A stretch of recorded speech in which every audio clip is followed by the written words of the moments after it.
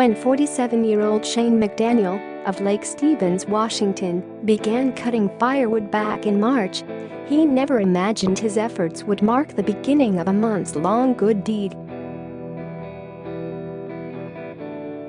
The Pacific Northwest is a pretty rugged area. It's cold and wet. Once I started, I saw the need and my eyes were opened up, McDaniel tells People. So many people were stopping and asking to buy it, and we just started giving it away. McDaniel initially began chopping the wood as a way to feel connected to his late father, with whom he often cut wood as a kid. He carried on the tradition with his twin sons, Henry and Harrison, both 21. As the wood began piling up around their home over the months, McDaniel decided to put it to good use. The trio decided to give the wood away to families in need of heat. I had a lot of wood I had to cut because of storm damage and trees that were taken down. It just kept piling up and piling up, McDaniel recalled. Once it got to be such an amount of wood, we decided we could do something better with it. From March to October, the trio cut enough firewood to fill 80 trucks. In November, McDaniel explained his efforts on Facebook, encouraging anyone in need of firewood to send him a message. The post has since been shared more than 9,200 times. If you know someone who burns wood and they're looking at a cold house this holiday season, maybe someone elderly or with small children in the house, then please help us help them, McDaniel wrote in the post.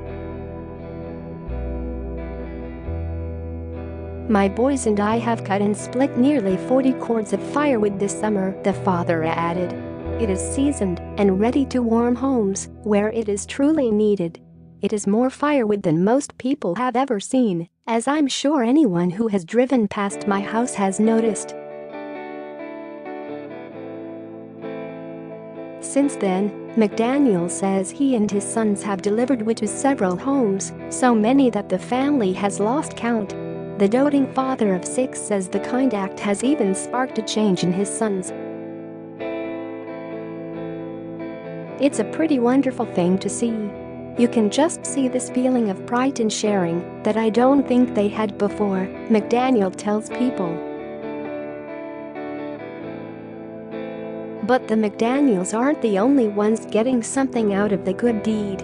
Abby Valentine, 42, was one of the first people to respond to McDaniel's post. And his offer couldn't have come at a better time, as temperatures in Lake Stevens dropped into the 20s as early as November, according to the Washington Post.